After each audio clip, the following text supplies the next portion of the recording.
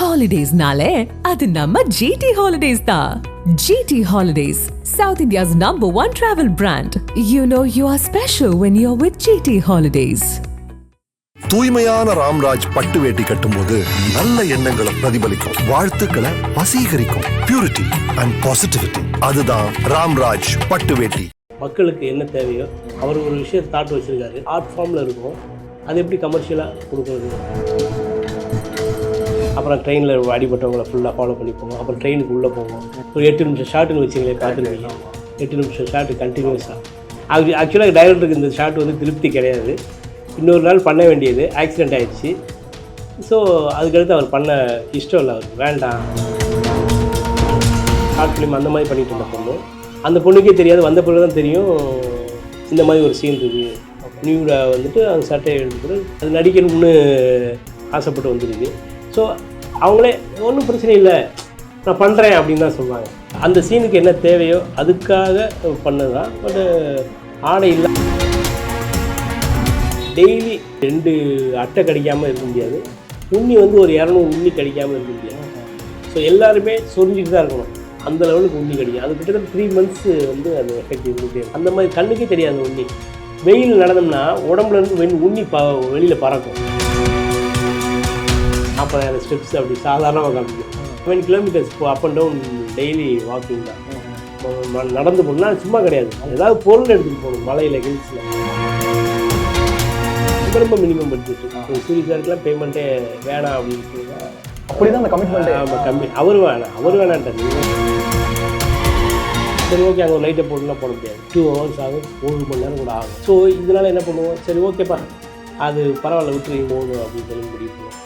அது இப்போ நம்ம படம் பார்க்கப்போ ஐயோ நம்ம லைட் போட்டுருக்காங்க, தப்பு பண்ணிட்டோமே. பார்த்துட்ருக்கிறது வந்து பார்த்தா கரெக்டான கலர் கரெக்ஷன் பண்ணி அனுப்பாத பிரிண்ட் தான் இந்த மாதிரி ஓடிட்டுருக்கு.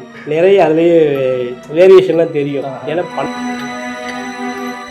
இந்தியா கிளிட்ஸ் பிரசன்ஸ் கட்டுறது சினிமா வித் ருக்ஷாந்தில் இன்னைக்கு வந்து நம்ம எல்லாரும் பெருமை கூடிய மாதிரியே ஒரு படைப்பை கொடுத்துருக்க ஒரு படத்துல இருந்து என் கூட ஒரு டெக்னீஷியன் ஜாயின் பண்ணியிருக்காரு. இவர் வந்து அந்த படத்தை தாண்டி அப்பாற்பட்டு தமிழ் சினிமாவில் எவ்வளவோ முக்கியமான படங்களை வந்து இப்போ வரைக்கும் கொடுத்துட்டு இருக்க டெக்னீஷியன் என் கூட ஜாயின் பண்ணியிருக்காங்க. வேல்ராஜ் சார், வணக்கம் சார், எப்படி இருக்கீங்க? ரொம்ப சந்தோஷம் உங்களை மீட் பண்றதுல. அதுவும் ஒரு வெற்றிமாறன் சார் கிட்ட இருந்து, ஒரு வெற்றி கூட்டணியில இருந்து ஒரு இப்போ ஒரு நபரை சந்திச்சு பேசுறது வந்து இன்னும் மிகப்பெரிய கூடுதல் ஒரு சந்தோஷம் தான் சார். அஃப்கோர்ஸ் விடுதலை பத்தி நம்ம நிறைய விஷயங்கள் பேச போறோம். அதுக்கு எல்லாத்துக்கு முன்னாடி இந்த டிராவல், இந்த ஜேர்னி அப்படின்னு ஒன்று இருக்கும். லைக் வந்து இன்னைக்கு ஆல்மோஸ்ட் வந்து எல்லாரும் பேசுற எப்படி வந்து இவ்வளோ நாட்கள், இவ்வளோ வருஷங்கள் வெற்றிமாறன் சார் வந்து ஒரு படைப்புக்காக அவர் டைம் எடுத்துக்கிட்டாலும் டெலிவர் பண்ணும்போது ஆடியன்ஸுக்கு ஒரு நேர்த்தியான படைப்பு வந்து அவரால் கொடுத்துட முடியுதுங்கிற ஆச்சரியம் வந்து அவர் ஒரு எல்லா படங்களையும் வந்து தொடர்ந்து கண்டினியூ ஆகிட்டு தான் இருக்கு. உங்களுக்கும் அவருக்கும் வந்து அந்த ஆரம்பிச்ச அந்த ஃப்ரெண்ட்ஷிப் வந்து it goes long way back இல்லை சார். அங்கிருந்து நம்ம ஸ்டார்ட் பண்ணுவோம். அதாவது ரொம்ப யங் டேஸ்ல நீங்க பார்த்த வெற்றிமாறன் சார், அதுக்கப்புறம் ஒரு மாஸ்டர் ஃபிலிம் மேக்கரா இப்போ நீங்க பார்க்குற வெற்றிமாறன் சார், எப்படி இருக்கு அந்த டிஃபரன்ஸ்? அதாவது பொல்லாதவனில் பார்த்த வெற்றிமாறனுக்கும் இன்னைக்கு பார்க்குற வெற்றிமாறனுக்கும் கண்டிப்பாக நாங்களே வந்து அதை வேல்யூ பண்ணுற அளவுக்கு இருக்குது ஆக்சுவலாக. ஃபேண்டாஸ்டிக். ஏன்னா அப்போ இருந்த வெற்றிமாறன் நார்மலாக ஒரு கமர்ஷியல் படம் பண்ணுற அப்படி தான் இருந்தார். பட் இன்றைக்கி வந்து மக்களுக்கு என்ன தேவையோ அப்படி ஒரு விஷயத்த அவர் எடுத்துக்கிட்ட விஷயத்த, ஆனால் அது கமர்ஷியலாக கொடுக்கணும். அவர் ஒரு விஷயத்தை தாட் வச்சுருக்காரு, அது வந்து ஒரு ஆர்ட் ஃபார்மில் இருக்கும், அது எப்படி கமர்ஷியலாக கொடுக்குறது அப்படின்னு ஒன்று பண்ணுறாரு. அது எங்களுக்கே ஆச்சரியப்படுற விஷயமாக தான் இருக்கும். அன்னைக்கு பார்த்ததை விட இன்றைக்கி வந்து ரொம்ப அன்னைக்கு வந்து கேஷுவலாக பார்த்தோம். இன்றைக்கி நம்ம மரியாதையாக பார்க்க வேண்டியது இருக்குது. இந்த படத்தில் நம்மளும் இருக்கணும் அப்படின்னு, நம்மளே இருக்கணும் அப்படின்ற அளவுக்கு அவர் அதை அந்த இது இருக்குது. அப்படி இருக்கு, அவர் அந்த விஷயத்துக்காக அவர் வந்து உழைக்கிறாரு. கண்டிப்பாக அவரோட எண்ணங்களுக்கு நம்ம எந்த ஒரு இடத்துலையும் நம்ம தடையாக இருந்துடக்கூடாது அப்படின்றது எல்லாருக்குமே, டோட்டல் டீமுக்கே. அதில் எல்லாருமே அவர் என்ன சொல்கிறாரோ அதை வந்து வேணாம் முடியாது அப்படி எதுவும் சொல்லாமல் அது எல்லாருமே அதை கொண்டு வர்றதுக்காக எல்லாருமே அசிஸ்டன்ட்லேருந்து டீம் மொத்த மேனேஜர்ஸ் எல்லாருமே, ப்ரொடக்ஷன்லேருந்து ப்ரொடியூசர்ஸ் எல்லாருமே அதை பண்ணிட்டு. சரி, இப்போ படமா ஆரம்பிச்சுன்னு பார்த்தீங்கன்னா வந்து ஒரு கிட்டத்தட்ட ஒரு 4 வருஷத்துக்கு மேலே அந்த படத்துடைய ப்ராசஸ் மட்டுமே வந்து நடந்து வந்திருக்கு.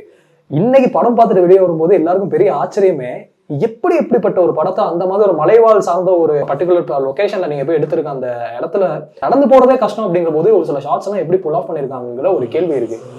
அவர் வந்து ஒரு டேரக்டரா அவருக்கு ஒரு விஷயம் இருக்கும், இந்த ஷாட் வந்து இந்த பர்டிகுலர் ஷாட் இப்படி எடுத்து கொடுங்க, இந்த மாதிரி ஸ்டேஜ் பண்ணி கொடுங்க, இந்த மாதிரி எடுத்து கொடுங்க அப்படிங்கிற மாதிரி அவர் சொல்லிடுவாரு. பட் ஒரு கேமராமேனா தான் உங்களுக்கு அங்க வந்து அங்க டாஸ்கே.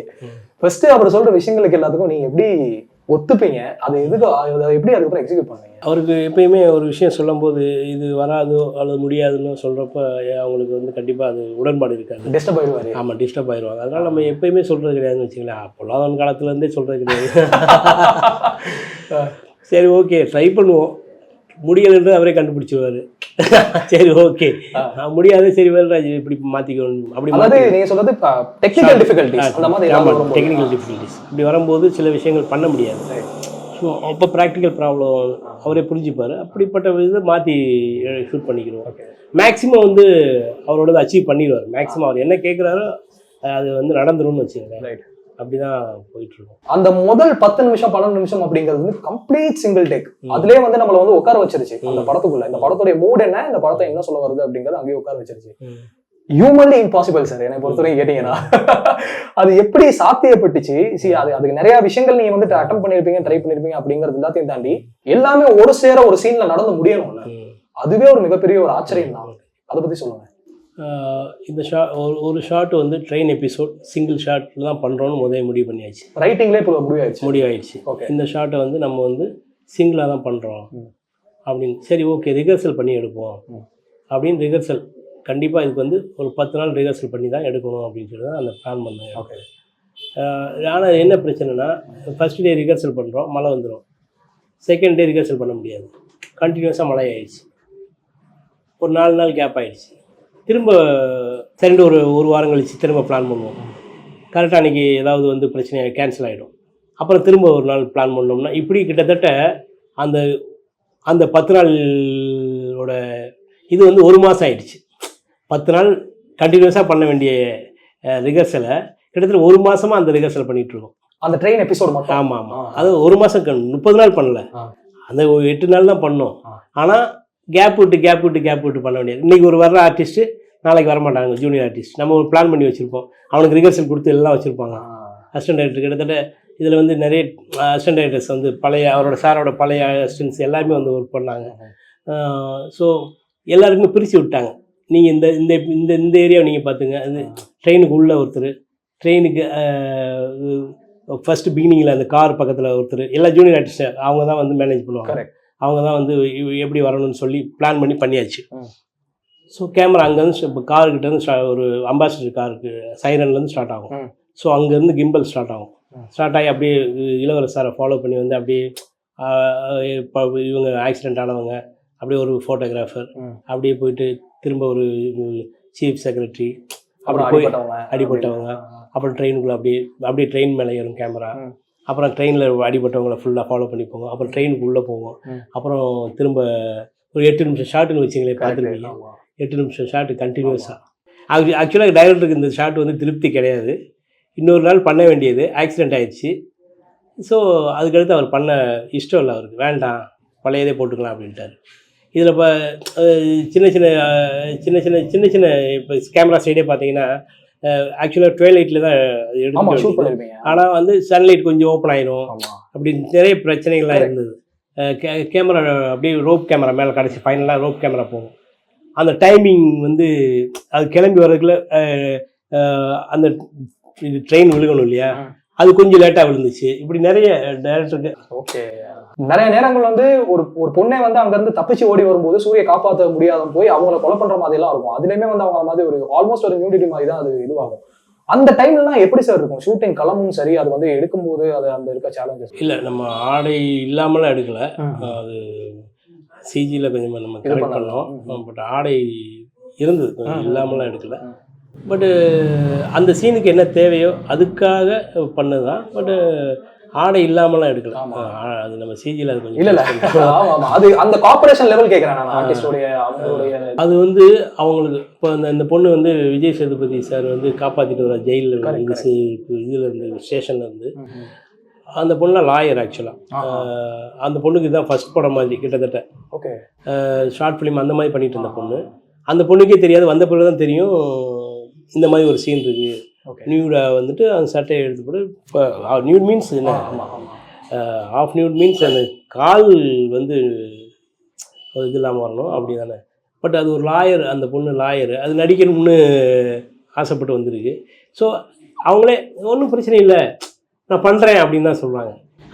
அதே மாதிரி சூரி சார் நைட்டில் ஓடி வருவாங்க, அந்த பொண்ணுமே வந்து அவங்க விருப்பப்பட்டு அவங்க வந்து நான் சரி நான் பண்ணுறேன் சார், ஆஃப் நியூடு மாதிரி தானே, கணக்கு இல்லை. அதனால் அது பண்ணது அவங்க தயாராக இருந்தாங்க. அது ஆக்டிங் தானே, அதனால் அவங்க அது வந்து மனப்பூர்வமாக ஒத்துக்கிட்டு தான் பண்ணுறாங்க. இன்னைக்கு படம் பார்க்கும்போது ஆடியன்ஸ் கொடுக்குற ரெஸ்பான்ஸ் எல்லாத்தையுமே நீங்களே கண் கூட பார்த்துட்டு இருக்கீங்க. பர்டிகுலர் டேஸில் இந்த சீன் வந்து நம்ம பிளான் பண்ண மாதிரி எடுத்துடும் அப்படின்னு நினைக்கிற ஏதாவது ஒரு சீன் பற்றி நீங்கள் சொல்லலாம். அதே மாதிரி அதாவது உங்களுக்கும் வெற்றிமாறன் சாருக்கும் ஒரு கான்வர்சேஷன் போயிருக்கும், இது அப்படி பண்ணலாம் இப்படி பண்ணலாம் அப்படின்னு சொல்லி. அதுக்கப்புறம் அதில் ஏதாவது மாற்றங்கள் வந்து அது வேற மாதிரி மாறின ஏதாவது மூமெண்ட் பற்றி நீங்கள் நடக்காது, அப்படி எதுவும் நடக்காது. அவர் என்ன தேவைன்னு நினைச்சு வந்துடுவார், அதான் கேட்பாரு. Okay okay. ஸோ சீன் பற்றி நீங்கள் ஏதாவது சொல்லலாம் சார். லைக் இந்த படம் வந்து ஆக்சுவலாக எல்லாருமே இப்போ ஒர்க் பண்ணுற எல்லாருமே நடிக்க வந்தவங்கலேருந்து டெக்னீஷியன்ஸு அசிஸ்டன்ஸு எல்லாருமே பார்த்தீங்கன்னா அங்கே வந்து அட்டை கடிக்கும், உண்ணி கடிக்கும்.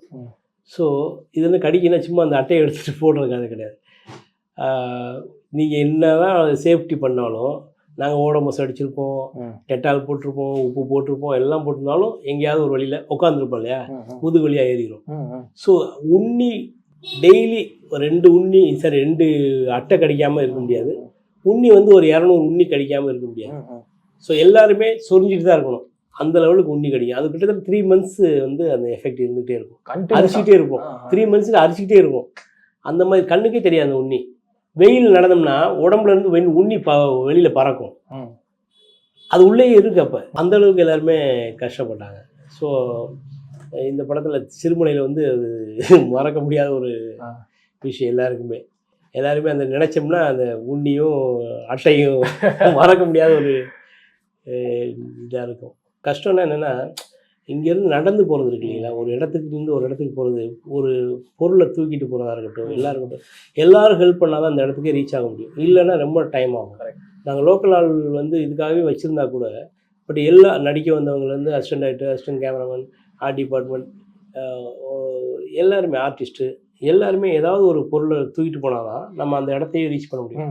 ஒரு நாளைக்கு கிட்டத்தட்ட பார்த்தீங்கன்னா மொபைல் வந்து சாயந்தரம் பார்த்தோம்னா எவ்வளோ ஸ்டெப்ஸ் நடக்கணும்னு பார்த்தோன்னா சாதாரணமாக ஒரு 40,000 ஸ்டெப்ஸ் அப்படி சாதாரணமாக காமிக்கும் எல்லாருக்குமே. அந்த மாதிரி 7 kilometers up and down daily walking தான், நடந்து போகணும்னா சும்மா கிடையாது, ஏதாவது பொருள் எடுத்துகிட்டு போகணும் மலையில் ஹில்ஸில். அந்த மாதிரி சத்தியமங்கலத்தில் கொஞ்சம் பயங்கர கஷ்டப்பட்டு தான் பண்ணோம். சிறுமலை ஃபுல்லாகவே வந்துன்னா மழை பெஞ்சிருச்சுன்னா ஷூட்டிங் பண்ண முடியாது, ஏன்னா வண்டி போகாது. சத்தியமங்கலத்தே அதே ப்ராப்ளம் இருந்துச்சு, மழை பெஞ்சிருச்சு அப்படின்னா நம்ம அந்த லொக்கேஷன் போக முடியாது, அன்றைக்கி ஷூட்டிங் கேன்சல் ஆகி தான் ஆகணும். ஸோ அப்படி நிறைய நாள் வந்து ஷூட்டிங்கே போக முடியாது. காலைல மழை பெஞ்சிட்ருக்கோம், இங்கே மழை பெய்யும், பார்த்தா அங்கே மழை பெய்யும், அங்கே மழை பெஞ்சிட்ருக்கோம், இங்கே மழை பெய்யாது. ஸோ மழை அங்கே லொக்கேஷனில் மழை பெஞ்சுன்னா வண்டி போகவே போகாது, அந்த இடத்துக்கு போகவே முடியாது, போயிட்டுன்னா திரும்ப வர முடியாது, அவ்வளோ பிரச்சனை வந்துடும் மழை வந்துருச்சுன்னா. ஸோ அப்படிலாம் அதனால தான் கொஞ்சம் ஷூட்டிங் டேஸ் வந்து கொஞ்சம் எக்ஸ்ட்ரா ஆச்சு. அண்ட் இனிஷியலி வந்து வெற்றிமாறன் சார் ஒரு விஷயம் சொல்லியிருந்தாரு சார், இது வந்து சாதாரணமாக இவ்வளோ நாட்களில் தான் படமாக்கப்படணும்னு பிளான் பண்ணி எடுக்கப்பட்ட படம், போக போக போக போக போக போக அது வந்து அடிஷனலாக மாறிட்டே போச்சு. ஆக்டர்ஸ் வந்து விஜய் சேதுபதி மாதிரியான ஒரு பெரிய நடிகர்கள் உள்ள வந்ததுக்கு அப்புறமும் வந்து அதோடைய டைமை வந்து எடுத்துக்கிச்சு, மேல மேல ஒரு படி போச்சு, பட்ஜெட்டாகவும் அது பெருசாச்சு அப்படிங்கிற மாதிரி சொன்னாரு. இது எந்த விதத்துல வந்து ஒரு டெக்னீஷியனா உங்களுக்கு ஹெல்ப் பண்ணிச்சு, அது எந்த விதத்துல அதை எப்படி நீங்க பாக்குறீங்க? எங்களுக்கு ஹாப்பி தானே, சம்பளமாகவும் சரி படமாகவும் சரி பெருசாகிட்டு இருக்கும்போது அது ஆக்சுவலாக பண்ணுறது பார்த்தா எல்லாருக்குமே ஒரு மினிமம் பேமெண்ட்டு தான், அப்படி தான் பிளான் பண்ணி ஒரு ரொம்ப மினிமம் பட்ஜெட்டில் ரொம்ப மினிமம் பட்ஜெட்டு சூரிய சாருக்குலாம் பேமெண்ட்டே வேணாம் அப்படின்னு சொல்லி தான் அப்படிதான் அந்த கமிட்மெண்ட். ஆமாம் கம்மி, அவர் வேணான்ட்டார், நீங்கள் தர தயாராக தான், அவர் அந்த படத்துக்கு என்ன பேமெண்ட்டு அதை கொடுக்க தயாராக இருந்தாங்க. பட் அவர் வெற்றி சார் படம் பண்ணுறதுனால எனக்கு ஒரே ₹1 மட்டும் கொடுங்க அப்படின்ட்டார், வேண்டாம் அப்படின்னு சொல்லியிருந்தார். ஸோ அப்படி ஆரம்பிக்கப்பட்ட படம். அப்புறம் பாரதிராஜ் சார் பண்ணியிருக்க வேண்டியது வாத்தியாரா. ஆமாம், அப்புறம் அது வந்திருக்கு அங்கே, அது நடக்க முடியாது, இவ்வளோ தூரம் பார்த்தாரு வெற்றி சார். அப்புறம் அவருக்கு சார் வந்து நான் முடியாதுன்னு அவரும் பாரதி சார் சொல்லிட்டாங்க. அப்புறம் தான் விஜய் சேதுபதி சார் உள்ள சும்மா பேசி பார்ப்போமே, ஒரு 6 நாள் தானே அப்படின்னு தான் பேசி பார்த்தா, சரி 6 நாள் தானே வந்துட்டு வந்தார். அப்படியே அது கிட்டத்தட்ட 60 நாள் சம்திங் எவ்வளோ ஆச்சு. அப்படி இப்ப வாத்தியாராச்சே தனிப்படம் எடுக்கலாம் நம்ம. இல்லை இருக்கு ஆக்சுவலி பார்ட் ஃபுல்லாக செகண்ட் பார்ட் ஃபுல்லாகவே அவர் தான் ஃபுல்லாகவே அவர் தான் இந்த படத்தில். ஃபர்ஸ்ட் ஹாஃப் ஃபுல்லாக விஜய் சேது சார் ஒன்றும் இல்லை. கரெக்ட். பட் செகண்ட் பார்ட் ஃபுல்லாகவே அவர் தான் வாத்தியாரோட தான். இன்னொரு 10 நாள் ஷூட்டிங் இருக்கும்னு நினைக்கிறேன். கிளைமேக்ஸ் மட்டும் நாங்கள் எடுக்காமல் இருக்கோம். அது மட்டும் ஒரு 10 days மேக்ஸிமம் இருக்கிறதுக்கு சான்ஸ் இருக்குது. என்னைக்குமே நீங்களும் வெற்றிமாறன் சாரும் சேரும் போதுமே ஒரு அசாத்தியமான விஷயத்த ரொம்ப சாதாரணமா நீங்க வந்து எங்களுக்கு வந்து அது திரையில காமிச்சிடுறீங்க. அசுரல்ல நீங்க காமிச்ச அந்த சிரமமா இருக்கட்டும் சரி, இப்ப இதுலயே நீங்க காமிச்சது தொடர்ந்து வந்து அந்த ஒரு விஷயம் நடந்துட்டு இருக்கு. எப்படி சார் இருக்கும் அந்த சிங்க்? நீங்க சொல்றத அவர் எடுத்துக்கிறதும் இல்லாட்டி அவர் சொல்றத நீங்க எடுத்துக்கிறதும் என்ன நினைக்கிறாருன்னு ஓரளவு நமக்கு இன்னைக்கு இதுதான் நினைப்பாருன்னு நமக்கு தெரியும். ஸோ அவருக்கு என்ன தேவைன்னு நமக்கு ஓரளவு தெரியும். இல்லைன்னா சில இது கிடையாது அப்படின்னு சொல்ல போறாரு. சரி ஓகே அதுக்கு ரெடி ஆகிற வேண்டியதான். ஸோ அவ்வளோதான். ஒரு புரிஞ்சுக்கிறது தானே. ஒரு வீட்டில் குடும்பத்தில் இருக்கோம். கரெக்ட்.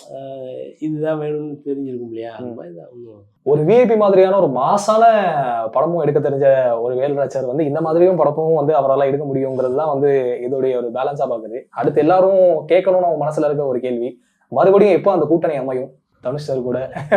தெரியல, அதான் சார்தான் கேட்குது. சமீபத்தில் சந்திச்சிங்களா அவரை? பேசிட்டாரு. அவர் என்ன சொல்றாரு இப்போ விடுதலை பத்தி? இன்னும் பேசலை. இன்னும் பார்த்துட்டாரான்னு நான் கேட்கவும் இல்லை. ரைட். ஏன்னா பார்த்துருக்க சான்ஸ் இருக்கு. நீ பேசுற, நான் கண்டிப்பாக பேசுகிறேன். படம் வந்து நீங்க எடுத்து முடிச்சிட்டீங்க. இப்போ எடிட்டிங் எல்லாம் முடிஞ்சு ரீரெக்கார்டிங். இன்னைக்கு தியேட்டர்ல படம் பார்க்கும்போது ராஜா சார் அதுக்கு ஒரு தனி ஒரு திரை வடிவத்தை கொடுத்துட்டாரு அந்த படத்துக்கு. ரீரெக்கார்டிங் அப்புறமும் படம் வந்து நீங்க பார்க்கும்போது உங்களுக்கு அந்த படம் எப்படி இருந்தது? அவர் அந்த 20 கடைசி ஒரு 1/2 hour அவரோட ஏரியாவாயிடுச்சு. ஏரியாவாயிடுச்சு. அவர் வந்தது இந்த படத்துக்கு மிகப்பெரிய பலம் அப்படின்னு எல்லாருக்கும் தெரியும். இந்த சாங்க்கு வந்து கிளாப்ஸ் பண்ணுறாங்க. ஒன்று நடந்த சாங்க்கு அது ஒரு அதுதானே வந்து ஒரு படத்துக்கான சக்ஸஸே.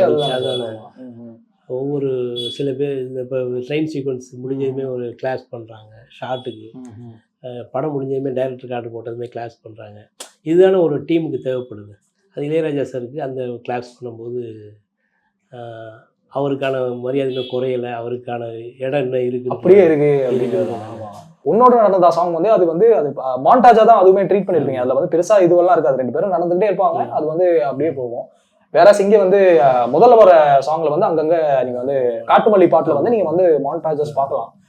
காட்டுமல்லியில வந்து அப்படி ஒரு ட்ரீட்மெண்ட் இருந்தது. பட் இன்னொரு நடந்தாலும் இந்த மாதிரி நைட்ல தான் அந்த பாட்டு ஃபுல்லாவே ஷூட் ஆகணும் அப்படிங்கிறது பிளான் பண்ணி ஆல்ரெடி பிளான் பண்ணதான்.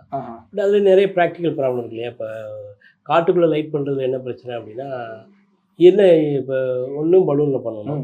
பலூன் கொண்டு போனால் விண்ட் டைரக்ஷன் நிறைய பிரச்சனை இருக்குது. காட்டுக்குள்ளே ஏற்ற முடியாது. அவ்வளோ பெரிய பலூனை ஏற்றுறது கஷ்டம்.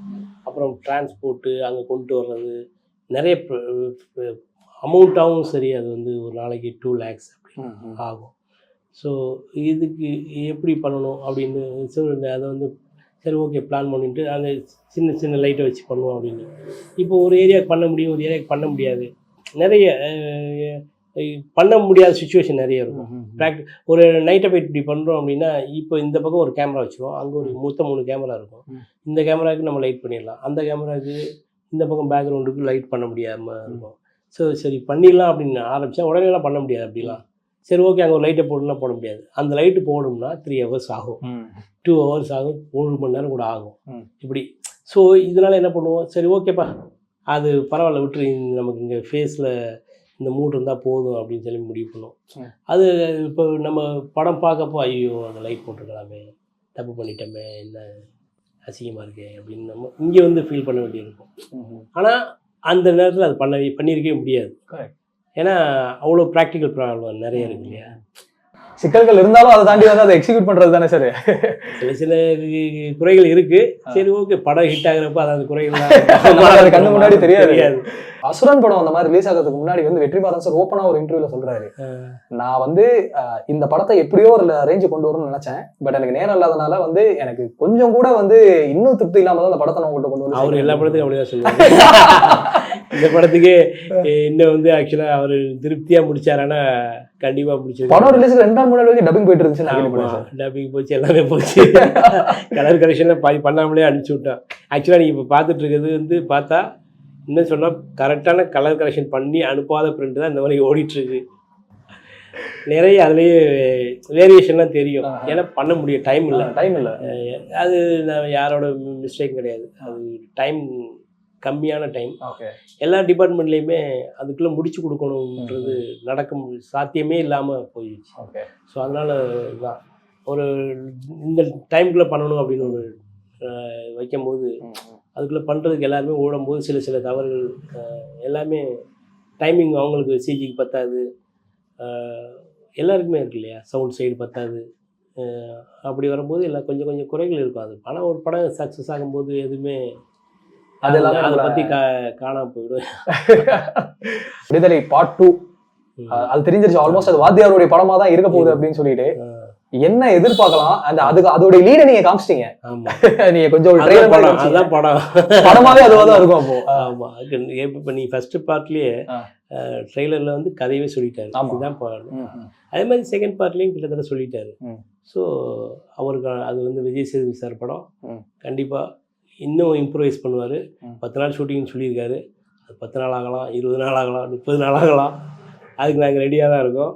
இப்போ கண்டிப்பாக பார்ட் 2 வந்து இதை விட மிகப்பெரிய ஒரு சக்ஸஸ் ஆகாமல் விட மாட்டேன். Definitely sir. ரொம்ப நன்றி சார் உங்களுடைய நேரத்தை கொடுத்ததுக்கு. ஹாலிடேஸ்னாலே அது நம்ம ஜிடி ஹாலிடேஸ் தான். GT holidays, South India's #1 travel brand. You know you are special when you're with GT Holidays. தூய்மையான ராம்ராஜ் பட்டு வேட்டி கட்டும்போது நல்ல எண்ணங்களை பிரதிபலிக்கும், வாழ்த்துக்களை வசீகரிக்கும். பியூரிட்டி அண்ட் பாசிட்டிவிட்டி, அதுதான் ராம்ராஜ் பட்டு வேட்டி.